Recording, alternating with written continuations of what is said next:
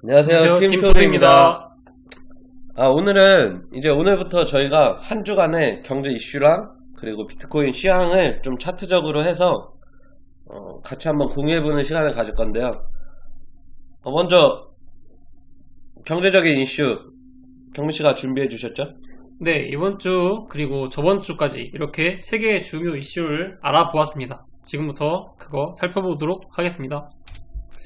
네, 첫 번째는 지수 발표 관련입니다. 5월 17일 미국의 4월 소매 판매 데이터 발표 예정이 있는데요. 높은 인플레이션에도 불구하고 이코노미스트들이 3월에 0.7%보다 높은 0.8% 상승을 예상하고 있습니다. 또 추가로 제롬 파월 연준 의장의 연설이 이날 또 예정되어 있는데요. 이제 5월 18일도 영국 그리고 유럽연합의 4월 소비자 물가지수 발표가 있고 캐나다의 근원 소비자 물가지수 발표가 있습니다. 따라서 변동성이 상당히 있는 주라고 저는 생각하고 있습니다. 인플레이션이 저번 분기만 하더라도 이제 최고치다, 더 이상 올라갈 데가 없다라는 얘기들이 저는 많이 들렸었거든요. 근데 0.8%가 더 올라간다고 예상을 하네요, 시장이. 네, 저도 분석을 좀 해봤는데 사실 그때보다 지금 상하이와 베이징 봉쇄가 좀 심해졌고, 그리고 4월에 좀 관련 지표들이 많이 발표를 했었는데 그 지표들이 상당히 많이 안 좋았어요. 그래서 제가 보기에는 이런 소매 판매 데이터도 좀 비슷하게 흘러가지 않나 이렇게 생각을 하고 있습니다. 그리고 이제 그 파월 연설, 진짜 이거 때문에 잠을 못 자잖아요. 맞습니다. 이번에는 저희가 좀 주의 깊게 먼저 연설 전에 체크해봐야 될 상황이 뭐가 있을까요? 연설 때 무슨 내용이 나올까요?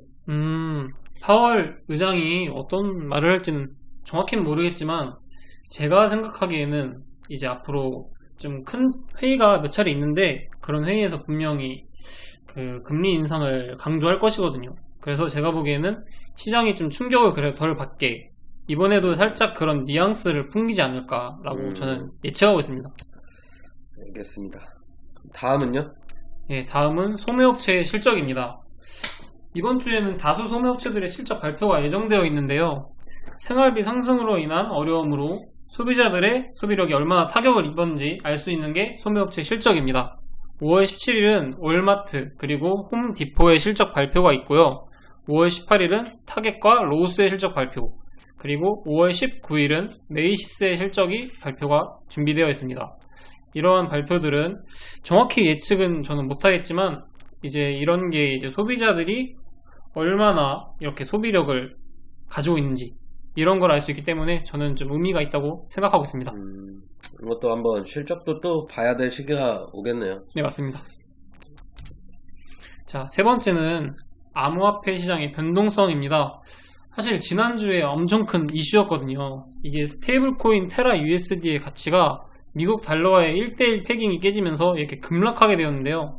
스테이블 코인은 미국 달러의 가치와 패깅된 토큰으로서 암호화폐 간 자금 이동 그리고 법정화폐로의 전환에서 중요 매개 도구로 사용되는 그런 암호화폐예요. 근데 그래프를 보시면 아시다시피 이렇게 원래 1달러를 유지하고 있었다가 갑자기 이렇게 곤두박질 쳤어요.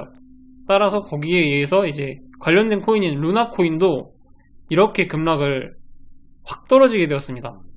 따라서 이런 스테이블 코인이 이렇게 급락을 하게 되었다는 것은 제가 보기에는 좀 사람들이 많이 불안을 증폭시키지 않나 저는 그렇게 생각을 했거든요. 실제로 그 국제신용평가사 피치에서는 이제 이러한 금융기관들이 암호화폐 섹터에 대한 노출을 많이 늘렸는데 이렇게 스테이블 코인에 대한 신뢰를 잃는 경우 암호화폐에 상당히 큰 타격이 있을 수도 있다고 먼저 발표한 적이 있어요. 하지만 생각보다는 그래도 전반적으로 그렇게 큰 영향을 주지까지는 못했다, 이런 전망이 보임으로써 그 피치가 이제 암호화폐 변동성이 금융 불안정을 야기할 가능성이 생각보다 적다고 이렇게 다시 언급을 했거든요.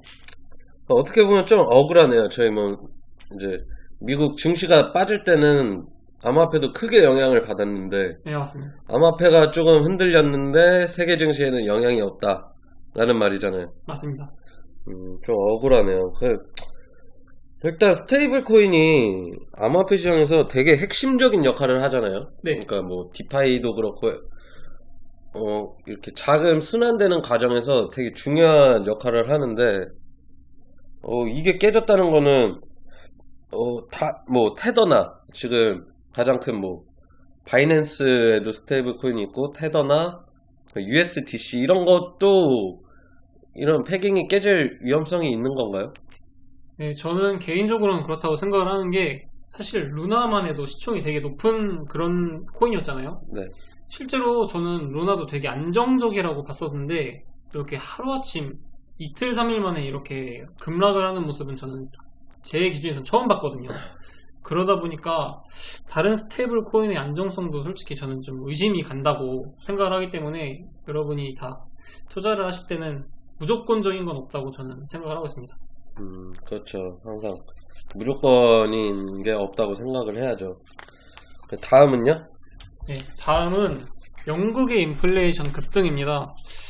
이번 주 수요일 발표 예정인 4월 영국 소비자 물가 지수가 전문가들이 예상하기에는 전년에 대비해서 9.1% 정도 상승할 것으로 봤는데요. 이는 작년 동일한 기간에는 1.5%였었는데 9.1%가 상승하면은 10.6%가 되겠죠.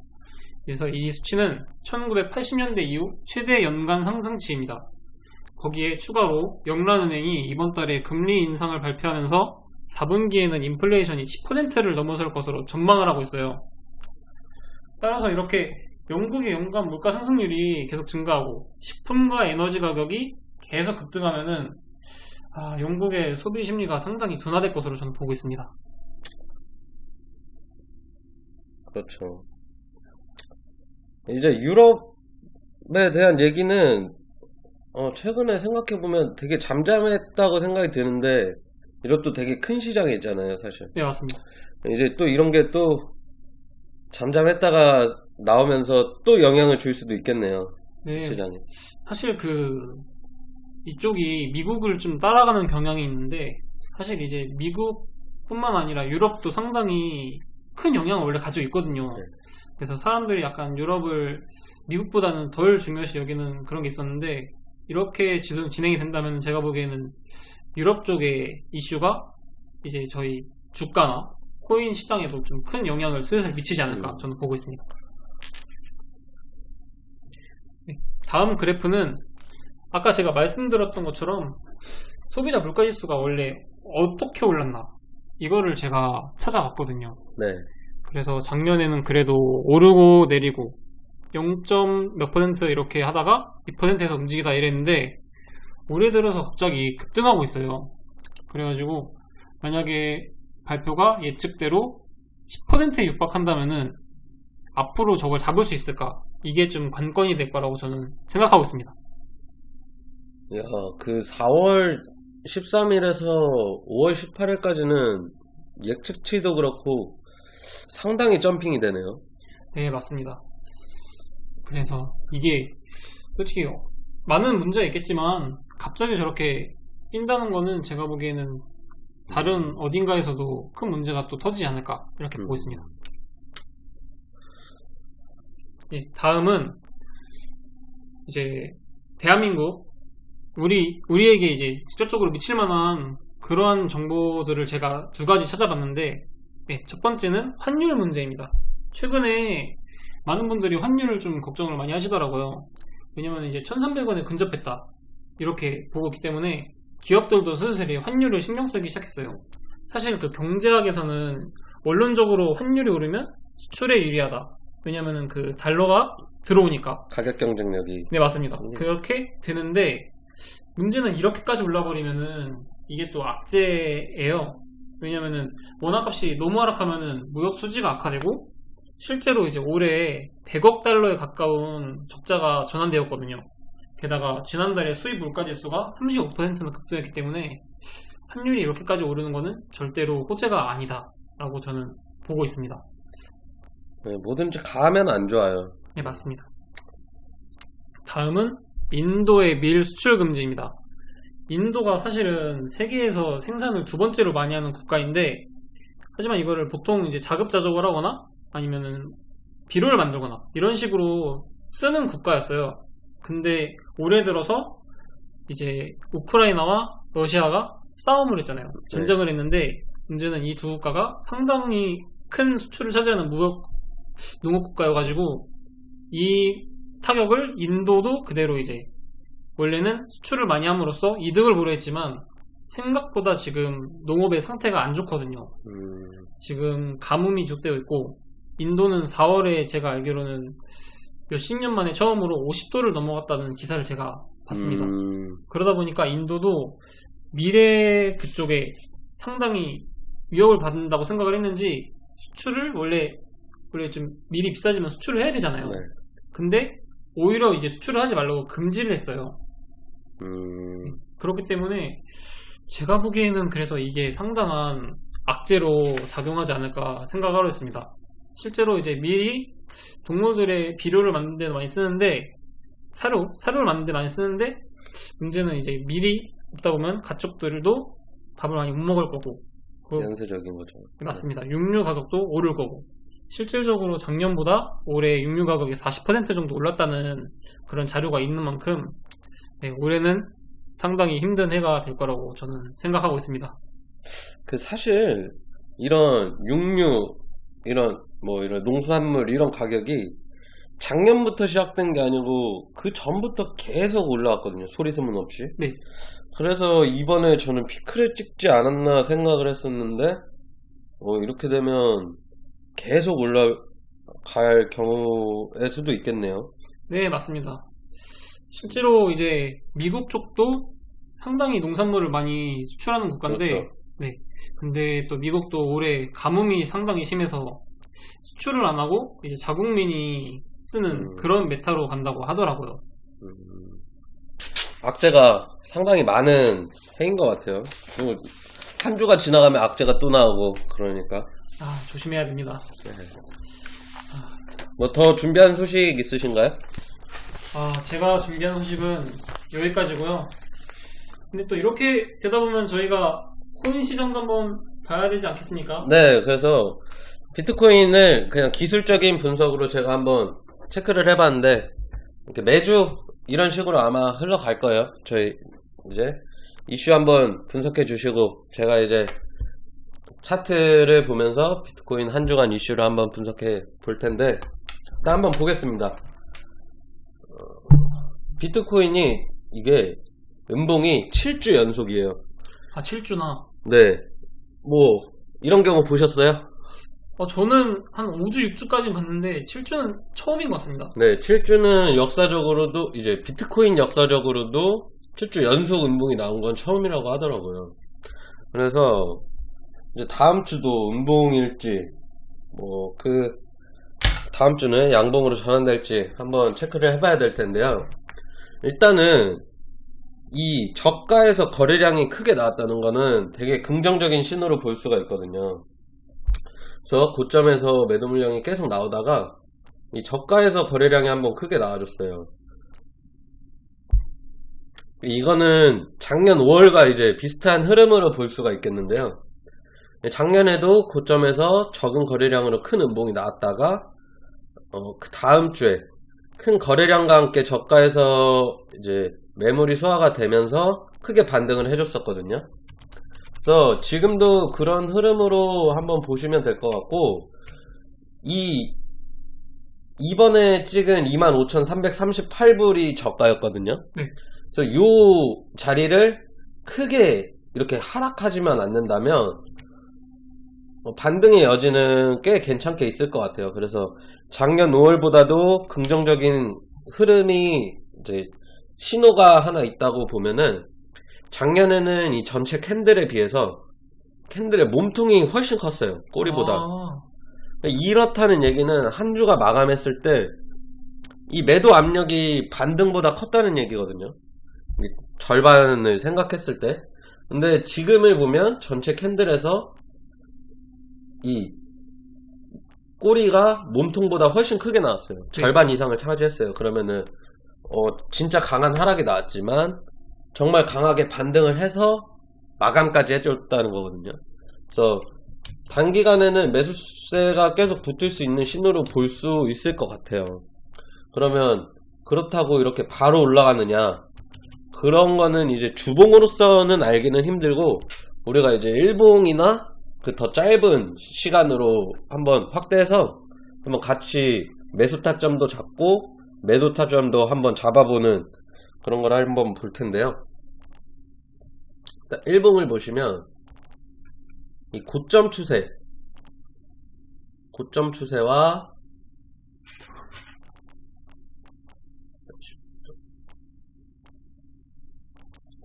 저점 추세, 이게 이어졌을 때 이 밑에서 나오는 추세선은 지지 라인이 될 수가 있고요. 네. 그리고 이 고점에서 나오는 추세는 저항선이 될 수가 있어요. 그래서 이때는 이제 변동성도 크고 하락이 굉장히 강했기 때문에 순간적으로 이탈되는 흐름이 나왔었는데, 일단은 한번 꼬리로 강하게 말고 거의 이때 일봉을 보면 거의 이제 양봉으로 전환되다시피 하고 마감을 해줬거든요.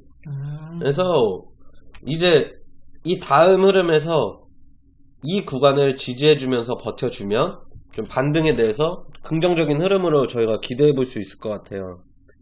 그래서 단기적으로 1시간봉으로 매수 구간을 한 세 군데만 체크를 해보자면 29,276불, 그리고 27,710불, 그리고 26,285불이 단기간에 매수 타점이 될 수 있을 것 같아요. 그래서 이 라인을 3번 분할로 해서 들어가면은 손실 볼 확률보다 수익을 낼 수 있는 확률이 높지 않을까 저는 생각을 하거든요. 그러니까 이게 저점을 혹시나 이탈을 했을 때 손절을 이제 생각하시는 분들도 많을 거예요. 아, 네. 근데 이제 지표 중에 상승 다이버전스라고 혹시 들어보셨어요? 아, 네. 어디선가는 좀 본 것 같습니다. 이게 지금 안 켜져 있는데, 보조지표 중에서 과매수를 체크하는 이제 RSI라는 지표인데, 이게 이제 일봉상 저점을 깨게 되면 이 지표의 저점이 계속 높아지면서 상승을 더 바라볼 수 있는 보조지표가 형성이 되거든요. 그래서 오히려 저점을 깨면 매수세가 더 나올 수도 있어요. 지금보다는. 그래서 지금은 하락했을 때 모아가면 조금 좋은 구간이라고 저는 생각을 하는데, 이게 이제 올라갔을 때 저희가 어디까지 올라갈 수 있냐도 한번 봐야 될 거잖아요. 그래서 아직까지는 뭐 이때처럼 정고점을 돌파하면서 크게 갈 수 있는 거는 조금 기대하기 어려울 수 있고요. 조금 다져주면서 올라가게 되면 45,500불에서 44,200불 수준까지는 저희가 한번 목표를 잡아볼 수 있을 것 같아요. 그래서 중간에 예를 들어 한 33,100불 정도에서는 리스크 관리 차원에서 한번 물량을 줄여주고, 그리고 이제 다음 흐름인 40,000불 영역까지 한번 참고해 볼 수 있을 것 같아요. 그래도 단기적으로는 지금 아주 강한 음봉이 나왔던 시점이기 때문에 조금 천천히 갑자기 급등을 한다 하면 조금 물량도 조금 줄여주면서 천천히 모아가시면 좋을 것 같아요. 아, 그래서 뭐 지금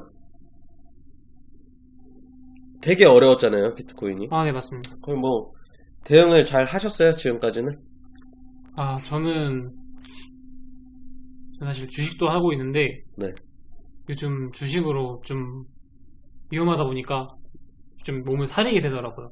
그쵸. 주식도 위험한데 코인은 변동성이 아, 너무 심해서. 어마어마하니까. 네, 맞습니다. 그렇죠.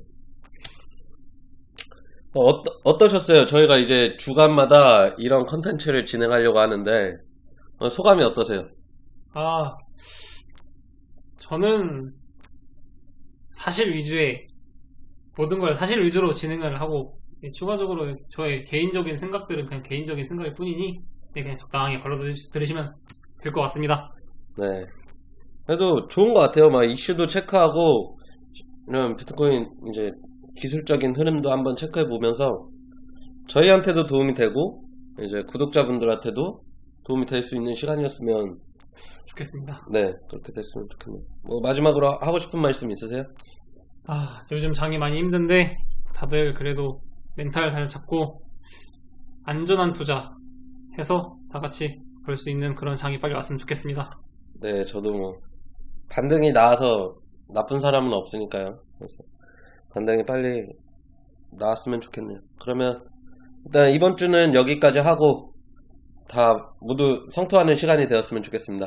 네, 다음 주에 보도록 하겠습니다. 네, 감사합니다. 팀 토드였습니다. 팀토되었습니다.